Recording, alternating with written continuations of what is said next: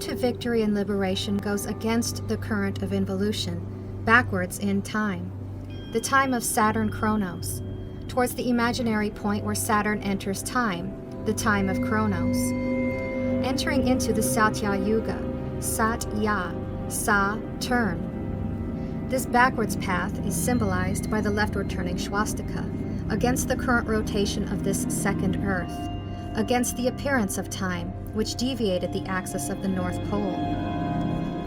This is the emblem of the heroic Aryan, marching towards the recovery of Hyperborea, Asgard, after falling deeply into the dense matter after the defeat and becoming imprisoned in the battlefields of the Demiurge, forgetting his most divine origin. And just think that it is through the same natural material, unnatural in this case, where another force also withholds it, by transmitting a message that is constant and symbolic of a nostalgic drama that has happened, the story of the loss of Asgard.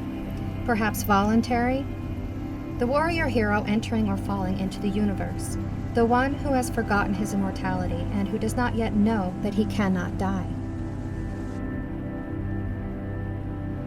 In each new round of the eternal return, the same sacred history of the Azengods are told, by the archetype, changing skins and by symbolic magical signs.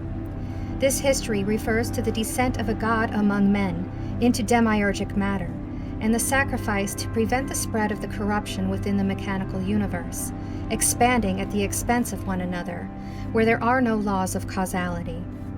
This is an eternal war to the death. The god who has turned hero has no other aid except the blood memory of his own divine and sacred story, told again and again by the favor of the gods, who are always there. And thus they come to help, using the zodiacal archetypes of the demiurge, using its cyclic and stellar laws. The memory of the divine origin is very clouded, and lays deep within the dark, squalid dungeon of the demiurge. But the gods will rely on the heroes of uncorrupted essence that the demiurge has not yet been able to pervert. The deep longing and nostalgia, an endless reverberation of an echo from far away, heard in the warrior's deepest soul, also seen in nature and even in the archetype.